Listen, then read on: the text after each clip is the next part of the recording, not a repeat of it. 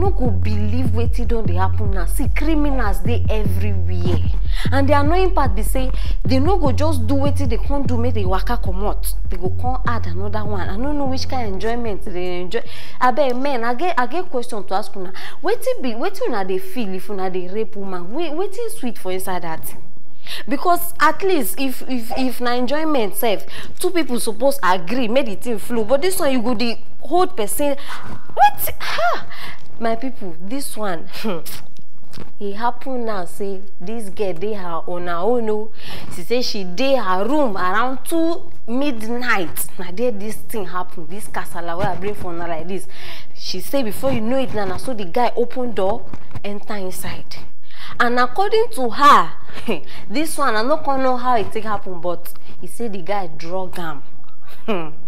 I beg, how you go come my house drug me? It say he give her drink, I be give her food. Because arm robber no fit come your house, you entertain arm robber.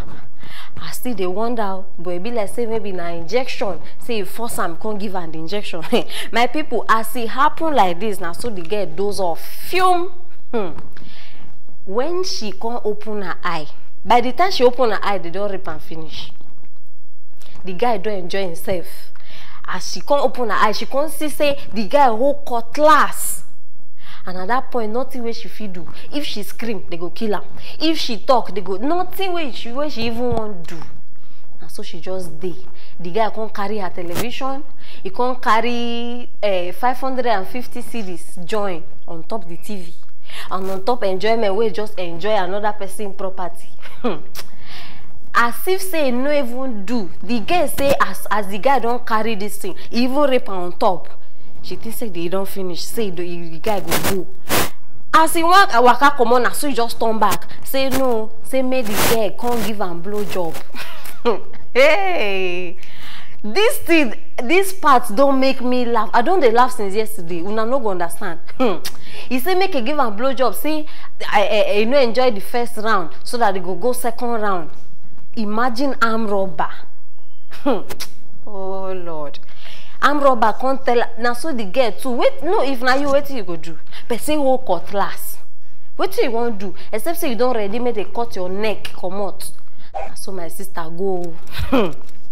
Before you know it, now so he catch the thing with her teeth. Hey, this boy no even see. The only thing where the boy can't see from that time na his ancestors.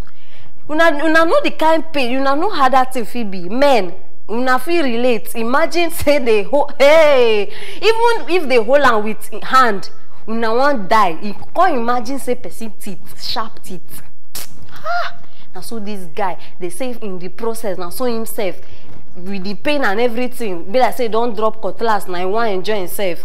Now so he come bite the girl for back too. See two of them come they bleed inside room. The girl come they shout. And you know say at that moment the boy nothing way if he do, because with that part now in our life, if they don't hold him, now don't die be that. So the guy don't dey lifeless for ground, they bleed. So the girl can't carry phone, can't call police. Hey, police people, at least second time wait. See, me I know the side bad thing. If una do una work, I go they give una credit.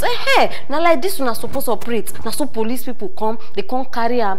And it, you know, funny enough, before police people come, now so this boy waka run. I wonder how you even run. Can't see how this life is very funny. Hospital where this guy go, say they go 3 times. Now there the same hospital this guy go, say they go 3 times. Can't see confusion everywhere. Now so the guy can't they shout, oh, say that is him, oh, he's the rapist. They can't carry him. Parents, una they play major part for this thing. As una they train una pikin, now so they go grow. Now so they go grow. No be me talk am. They say train your child the way you should grow. But this one now, all the armed robbers what you see for road, they get parents. And the parents, if you are a parent and you are watching me, you have failed. If you are a parent and your child is armed robber or into all those things, let me tell you, you have failed. Because it is your job. It is your job. So my people now, so they can't carry the guy according to what they talk now. Say they try This thing just dey funny. They try fix am. I wonder if that thing will even work again. I've been at the end of this thing, because I wish say now so they do all the armed robbers. Make all the rapists join. Make we know how many people go remain for this life. They say that they help her now, and the thing now after they cure and finish, he go prison. Now so it's supposed to be. So my people, now the matter be this. But before I give my final conclusion, for una we never watch the video, I want make una hear from the girl mouth herself as she dey explain everything. Make we watch am. And my team no be able to no. Say kind na me so. Inti me team and na me say open there wa ha. Inti me no ro me pants. Me hunye me na wa ro. I say my asia me on ma dey wi ankasa. Na me say open there wa ha. And say obewi aye obefa ye niema ene me phone na ko. Na me pa na cho say me sua no. Onye on fa niema ne nkoba me ma ne nkumi. And say just say osan me de bi wansa. Inti wo yi ne be mama me say me interfere on na ne ho sorry ana ne mada. Na me ka ne be ma no e free ho. Na ono to ka me chi. Inti ono to ka me chi. Armed robbers, una no get joy, oh. Una no get joy. You go thief, make the person come out. Make the person know say okay, na thief you can't thief. If they can't rape, make the person know, so that they go know how they go set themselves. Una just they cause confusion everywhere. My people, I beg, I want to know una opinion. Whether una think say if this guy recover, make they sentence him to death, I be make it dey prison. Which one you think? Because I not just want to talk this matter now for us. I want hear on our side too.